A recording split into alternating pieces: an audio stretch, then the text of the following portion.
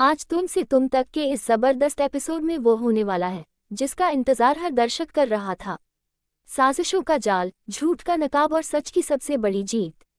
अनु अब चुप नहीं है। आज वह हर उस गुनाह का पर्दाफाश करेगी जिसने मीरा और रघुपति को ताकतवर बना रखा था। जब सबूत बोलेंगे और कानून दस्तक देगा, तब बदल जाएगी कई जिंदगियों की दिशा। कहानी शुरू होने से पहले वीडियो को लाइक जरूर करें, सब्सक्राइब करें और सच की इस लड़ाई का हिस्सा बनिए। सुबह की हवा में अजीब सी खामोशी घुली हुई थी। सूरज रोज की तरह निकला था, लेकिन आज उसके उजाले में भी कोई सुकून नहीं था। अनु खिड़की के पास खड़ी बाहर देख रही थी। उसकी आंखों में बीते कई महीनों की तकलीफें, अपमान और संघर्ष साफ झलक रहे थे। ये वही अनु थी जिसे कभी कमजोर समझा गया, जिसे हर मोड़ पर चुप रहने की सलाह दी गई, लेकिन आज उसके भीतर कुछ बदल चुका था। आज वह सिर्फ सच नहीं ढूंढ रही थी, बल्कि इंसाफ देने का इरादा कर चुकी थी। मीरा और रघुपति अभी भी अपने कमरों में बेफिक्र थे।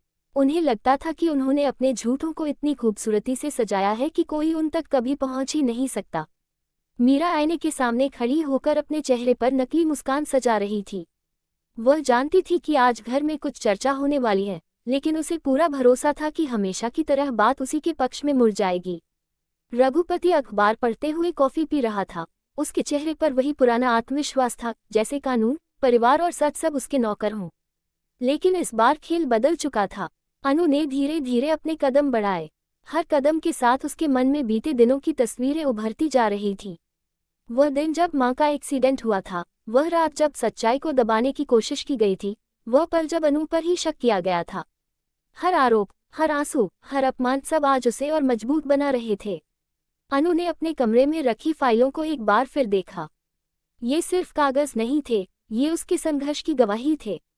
Call recordings, medical reports, bank transaction, CCTV footage, हर सबूत इस बात की ओर इशारा कर रहा था कि मीरा और रघुपति सिर्फ परिवार के गुनहगार नहीं, बल्कि कानून के भी अपराधी हैं।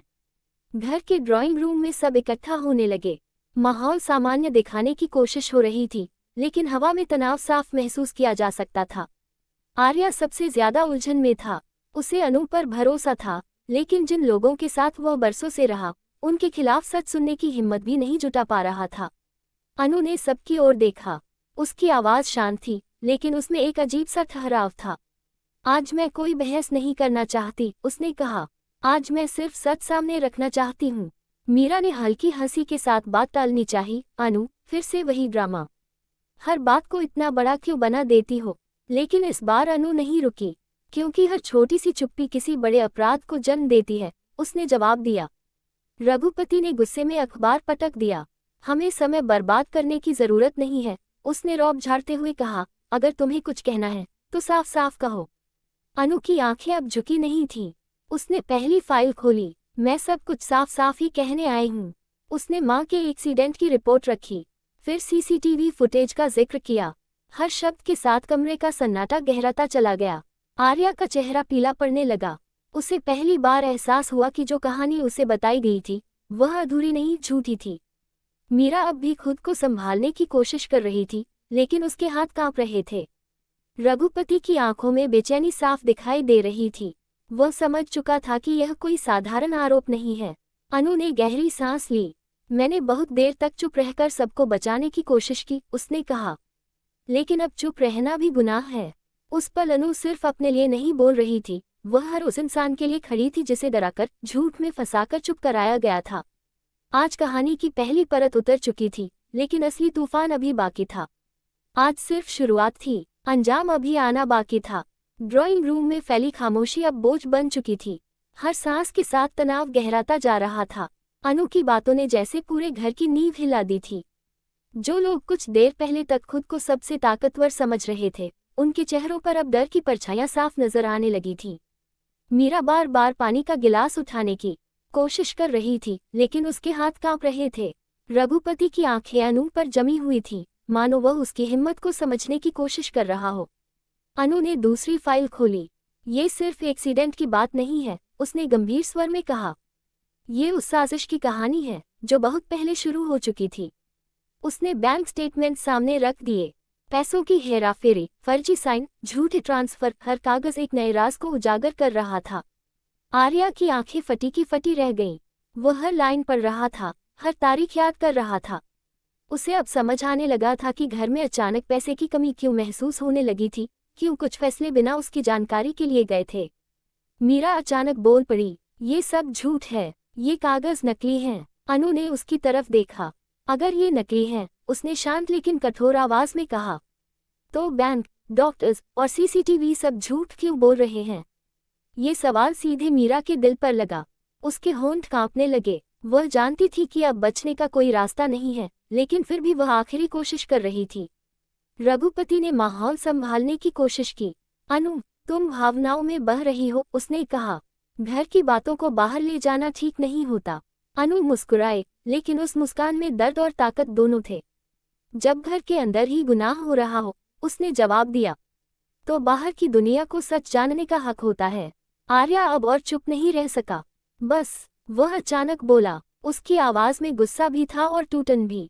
मैं सच जानना चाहता हूँ, पूरा सच। ये सुनते ही मीरा की आंखों में आंसू आ गए। वह आर्या के पास जाने लगी। आर्या, तुम मेरी बात तो सुनो। लेकिन आर्या पीछे हट गया। अब और नहीं, मीरा, उसने कहा। मैंने तुम्हें हमेशा बचाने की कोशिश की, लेकिन आज पहली बार लग रहा है कि मैं खुद गलत था। ये पल मीरा के लिए सबसे बड़ा झटका था। उसका सबसे मजबूत हथियार, भावनात्मक ड्रामा, आज काम नहीं कर रहा था। अनु ने अगला सबूत निकाला, एक ऑडियो रिकॉर्डिंग। कमरे में रघुपति की आवाज गूंजने लगी, जिसमें वह साफ कह रहा था कि एक्सीडेंट को हादसा ही रहने दो, वरना सब बर्बाद हो जाएगा। आर्या की आंखों से आंसू बहने लगे। वह कुर्सी पर बैठ गया, मानो उसके पैरों तले जमीन खिसक गई हो। आप ऐसा कैसे कर सकते थे? उसने रघुपति से पूछा। रघुपति पहली बार चुप था।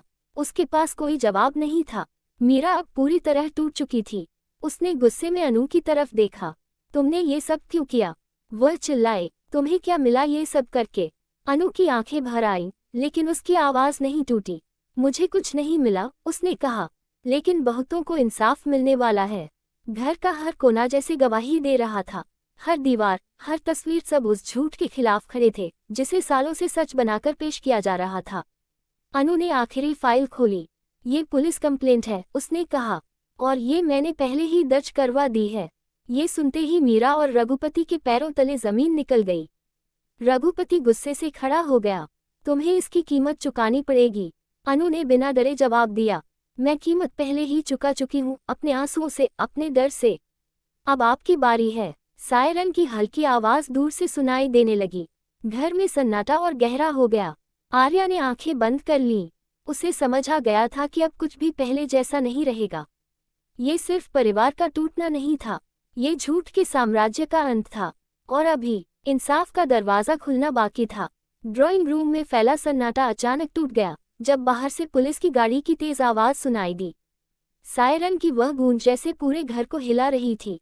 मीरा के चेहरे से रंग उड़ चुका था। वह बार बार दरवाजे की तरफ देखने लगी, मानो अभी भी कोई चमत्कार हो जाएगा और यह सब रुक जाएगा। रघुपति ने गहरी सांस ली, लेकिन उसकी आंखों में जो घबराहट थी, वह उसके मजबूत होने के भ्रम को तोड़ रही थी। अनु एकदम स्थिर खड़ी थी। उसके भीतर डर नहीं था, सिर्फ एक अजीब सी शांति थी, जैसे वह बहुत समय से इस पल का इंतजार कर रही हो। आर्या का दिल जोर जोर से धड़क रहा था। उसके सामने उसका परिवार था, लेकिन अब वह समझ चुका था कि खून का रिश्ता हमेशा सच का साथ नहीं देता। दरवाजा खुला। पुलिस अफसर घर के अंदर आए।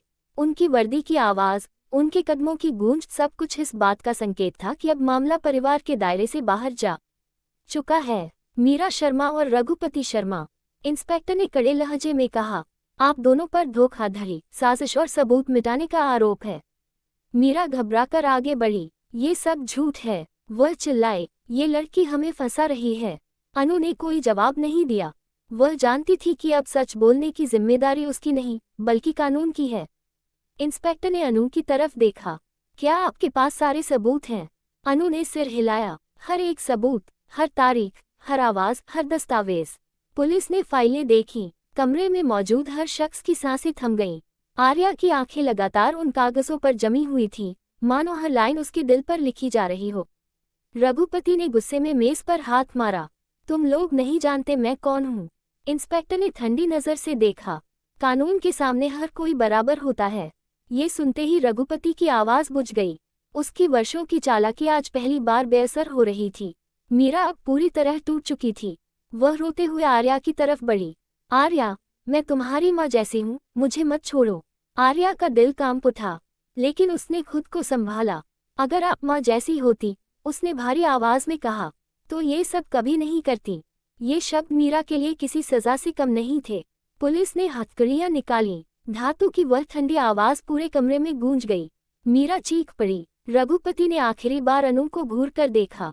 तुम जीत गई, उसने दबी आवाज में कहा। अनु ने उसकी तरफ देखा। नहीं, उसने शांत स्वर में कहा, सच जीता है। हथकड़ियां लगते ही मीरा और रघुपति का घमंड टूट गया। वे अब परिवार के मुखिया नहीं थे, वे अब सिर्फ आरोपी थे। घर से बाहर ले जाते समय मीरा की नज़र दीवार पर लगी तस्वीरों पर पड़ी। हंसते चेहरे, खुशियां, झूठी मुस्कानें, सब कुछ जैसे एक पल में खत्म हो गया। आर्या वहीं खड़ा रहा। उसकी आंखों से आंसू बह रहे थे, लेकिन वह रो नहीं रहा था। वह खुद को मजबूत बना रहा था। अनु उसके पास आई। उसने कोई दिलासा नहीं दिया, कोई वादा नहीं किया, बस चुपचाप उसका साथ दिया। पुलिस की गाड़ी चली गई। सायरन की आवाज धीरे धीरे दूर होती गई। घर में अजीब सी खामोशी छा गई, लेकिन ये खामोशी डर की नहीं थी। यह उस सन्नाटे की तरह थी जो तूफान के बाद आता है। आर्या ने धीमी आवाज में कहा, शायद ये होना जरूरी था। अनु ने सिर हिलाया। सच हमेशा देर से आता है, उसने कहा, लेकिन जब आता है तो सब कुछ बदल देता है। आज इंसाफ की शुरुआत हो चुकी थी, लेकिन कहानी अभी खत्म नहीं हुई थी। अब बाकी था नए रिश्तों का इम्तिहान और नई शुरुआत। मीरा और रघुपति के घर से जाते ही जैसे वक्त थम सा गया था। पुलिस की गाड़ी की आवाज अब बहुत दूर जा चुकी थी, लेकिन उसके पीछे छोड़ा गया सन्नाटा घर की हर दीवार में बस गया था। ये सन्नाटा डर का नहीं था, बल्कि उस सच्चाई का था जो बरसों तक दबाई गई थी और आज पूरी ताकत के साथ सामने आ चुकी थी। अनु खिड़की के पास खड़ी थी। बाहर वही दुनिया थी, वही सड़क, वही लोग, लेकिन उसके भीतर सब कुछ बदल चुका था। आर्या सोफे पर बैठा था। उसके कंधे झुके हुए थे, आंखें सूनी थीं। जिन लोगों को वह अपना परिवार समझता आया था, आज वही उसके लिए सबसे बड़ा सबक बन गए थे। वह जानता था कि मीरा और रघुपति की सजा सिर्फ कानून की जीत नहीं थी, बल्कि उसकी अपनी आंखों के खुलने का भी पल था। उसे अपराधबोध था कि उसने समय रहते सच्चाई नहीं देखी, कि उसने अनु के दर्द को समझने में देर कर दी। अनु उसके पास आकर बैठ गई। अब तुम क्या महसूस कर रहे हो? उसने धीरे से पूछा। आर्या ने कुछ देर चुप रहकर जवाब दिया, खोया हुआ भी और हल्का भी। उसकी आवाज भारी थी, जैसे किसी ने दिल पर रखा बोझ हटा दिया हो। अनु ने कुछ नहीं कहा। वह जानती थी कि कुछ सवालों के जवाब शब्दों से नहीं, समय से मिलते हैं। कुछ दिन बीत गए। मीरा और रघुपति जेल में थे। उनके खिलाफ केस मजबूत था। हर सुनवाई में नए सबूत सामने आते और हर बार ये साबित होता कि अनु का फैसला सही था। जेल की 4 दीवारों के भीतर मीरा पहली बार आईने के सामने बिना नकाब खड़ी थी। अब कोई ड्रामा नहीं था, कोई झूठी मुस्कान नहीं थी, सिर्फ पछतावा था और डर। उसे समझ आ गया था कि रिश्तों को हथियार बनाकर कब तक जिया जा सकता है। रघुपति चुप था। जिस आदमी को अपनी ताकत पर घमंड था, आज वही आदमी कानून के आगे बेबस था। उसके लिए सबसे बड़ी सजा जेल नहीं, बल्कि यह एहसास था कि उसकी चालाकी हार चुकी है। इधर घर में धीरे धीरे जिंदगी लौटने लगी थी। आर्या ने कई फैसले बदले। घर के कामकाज में पारदर्शिता लाई गई। हर बात साफ साफ होने लगी। अनु के लिए यह आसान नहीं था। उसने अपनों के खिलाफ खड़े होने की कीमत चुकाई थी, लेकिन अब उसे ये भी पता था कि अगर वह चुप रहती तो ये बोझ उसे जिंदगी भर दबाए रखता। एक शाम आर्या ने अनु से कहा, तुमने सिर्फ मुझे नहीं, पूरे घर को बचाया है। अनु की आंखें भर आईं। मैंने सिर्फ सच का साथ दिया, उसने कहा, बाकी सब उसी का नतीजा है। आज अनु पहले से ज्यादा मजबूत थी। अब वह डर से नहीं, आत्मसम्मान से फैसले लेती थी। वह जान चुकी थी कि सच्चाई की राह मुश्किल होती है, लेकिन वही रास्ता सही होता है। घर में फिर से हंसी लौटने लगी थी। हर मुस्कान में एक सबक था कि भरोसा आंख बंद करके नहीं, सच देखकर किया जाना चाहिए। आर्या और अनु के रिश्ते में अब कोई परछाई नहीं थी। दर्द की नींव पर भरोसे की इमारत खड़ी हो रही थी। कहानी यही खत्म नहीं होती, ये तो एक नई शुरुआत थी। तुमसे तुम तक का यह अध्याय याद दिलाता है कि जब एक इंसान सच के लिए खड़ा होता है तो सिर्फ अपराधी नहीं गिरते, बल्कि कई जिंदगियां संभल जाती हैं।